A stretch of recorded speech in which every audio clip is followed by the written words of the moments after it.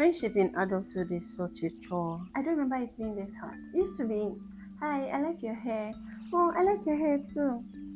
We do that 3 times and we are friends. It's so much calculation. And personally, I hate calculations. I don't like having to add and subtract and multiply my function in your life versus yours in mine.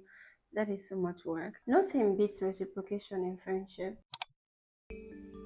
When you're putting in effort and the other person just sits there and take but doesn't give back to you, there's nothing more exhausting. There was one guy that I was friends with 1 year like that. This friendship was so tasking to the point where I had to take a pen and paper and start writing advantages of being friends with him, disadvantages of being friends with him. That was how bad it was. So these days I've learned to respect myself. I know they do pass myself.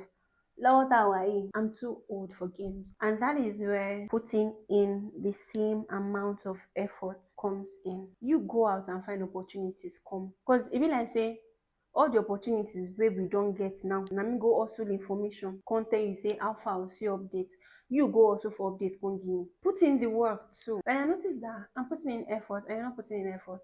I go waka. I do not get this thing of you don't like somebody, but you're with them. Why would you put yourself through such emotional labor? One of the major weaknesses that I have seen in friendships is envy. Many of us women do not know how to handle envy or how to manage jealousy. The chance you will see two friends secretly hating each other is so high. I was in this event one time and I saw this girl. This babe was so beautifully dressed. The usual expectation would be to want to align yourself with this person because she's beautiful, right? But no, what many girls were doing at that party was treating her with disdain because, how dare you be this beautiful? Now you're going to snatch up all of the guys at this party. Who said we have to compete? I love women. I love women so much. I would never compete with a woman. It's not worth it. It makes no sense. Look, envy is inevitable. Envy is an indication that you recognize good things. It's just that you don't allow yourself become a witch. I once felt jealousy before with a friend. I was so taken aback by this visceral emotion. At that time, I was struggling to get something, and this person, it looked like it came very easily to them. It might start to look like they are God's favorite and you are an afterthought. This isn't even about her deserving it or not. It's about me feeling like mine is taking too long. So just reminding yourself that it's not about her, it's about you. She's not a competitor. And I think it's a conditioning. Growing up, we watched our mothers compete with people that they swear are their sister from another mother. And they never do this to men. And that is the sad thing about it. Women do not hate men that succeed because culturally it is expected that men succeed, that men take risks. And that is why even in the workplace, we see this part also. A woman that wants more is regarded with certain shame. You don't want to do the work I'm doing. You don't want to put the efforts that I put, but you get jealous when you see the results that I get from the work I'm doing. While I'm friends with people, I want us to work together. Because guy, we deserve this sweet life. We deserve softness. Share the suffer where you don't suffer, never reach with me. I want to eat the life of my head and I want us to be eating it together because it's going to be boring without you. I don't make friends easily and I like to label people properly. You're just someone I met online. You're just someone I met at a party. You're just a colleague I met at a shoot. Labeling people lets you know where you stand in people's lives and where people stand in your life. So you don't have unhealthy expectations of them. I've had friends that we are so close. When you used to talk, when you used to gist, when you used to talk about man and everything that we like and boyfriends and all of the accompanying gist, we dey talk and rojọ́ nínú ẹjọ́. But why is it that when it comes to talking about career, when it comes to growing your income, you are absent? What do you now want me to do? I try to carry people along, but at the same time, I've learned that even that in itself, although it's a good thing, it can be draining for people. Not everybody wants the whole world. But me, I want the whole world and more. Life is beautiful with friends. Imagine how sweet the friendship would be if you're friends with someone that is so goal driven, that is as goal driven as you are. The process is hard, the process is gruesome. But having someone on that same path with you makes it less tormenting, makes it less lonely. It's a different kind of pain when the dear ones that you hope to enjoy that kind of life with don't have that kind of dream. I want us to talk about how to get more opportunities. I want to travel. Like, the world is beautiful. I want to see it. May God not let me die for Yanogbaja. There are a million things I want to talk about with you. As I'm talking about the struggles that I'm going through in trying to achieve my goals, to you it looks like I'm bragging. You feel like I'm always talking about myself. Now, when I ask you, talk about yourself, you have nothing to talk about but fickle things. Things that have no impact on our lives on the long run.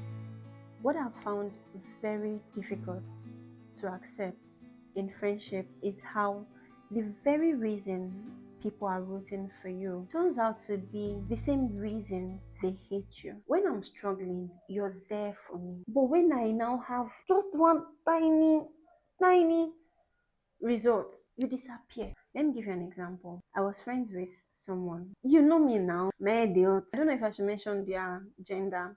So they would be like, I love your passion. You're so hardworking. I considered them my anchor.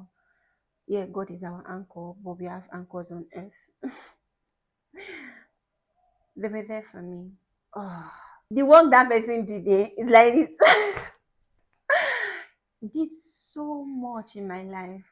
So much that when I look back at that time, I don't think I would have survived if I didn't have them. Just when I had a little glimmer of hope that the things I'm working on will work, this person disappears. This person pulls back, pulls away from me.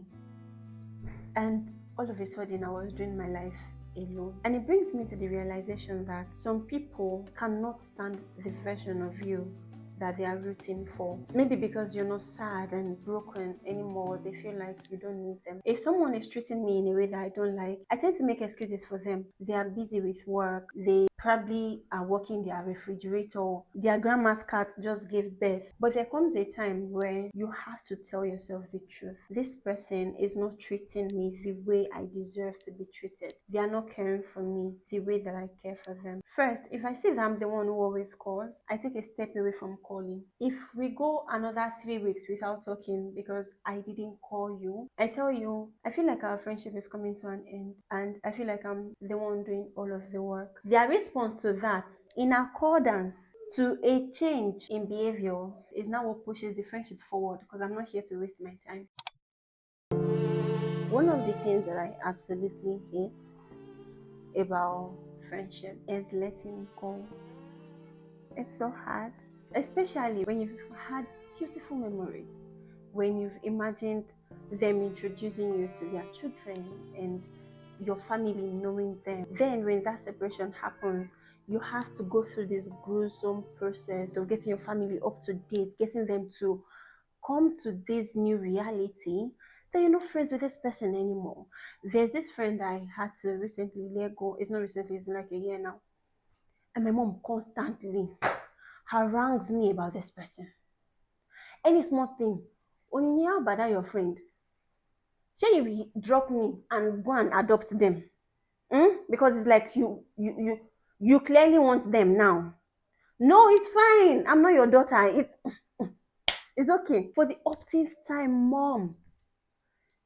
They are not my friend anymore. Every time my mother asks me about this person, I go through the entire breakup again. I'm trying to move on. Can you not see this? There's that part, and there's the part of constantly missing them. I have tried friendship with men too, and to be very honest, they are not much different. I think they has even have an interesting dynamics. I think the problem in my experience with friendship with men is it gets contaminated with things as fleeting as emotions or urges. Ugh. But you don't have to sleep with everyone that you're friends with. You don't have to date everybody that you have a connection with. Some things should just be kept sacred. There's a friend I made recently, but I really like her. And I like that she's goal driven. It's so beautiful to have someone with similar drive. And you're just going at the goal together. You're just grinding together. There's no fear that this person is going to falter. You know that I can trust this person to keep up with this journey. I'm not going to wake up one day and she would say she's no longer interested in working on her life. She now wants to sit at home and watch TV. So I really like that. Even though I like this person, a part of me is thinking Aisha is going to last. Well, I don't care at this point. I'm just going to enjoy it while it lasts. She's good for me at this time. She's really, really good for me. And I would love us to keep this going. I am curious. Since you became an adult, have you made a new friend? If yes, how did you meet them and how has the friendship been for you? Because I want to believe that there's hope that I would make new friends and I would make really good ones. But anyway, if you've watched to this point, thank you for watching. I'll see you in my next video. Bye. Mwah.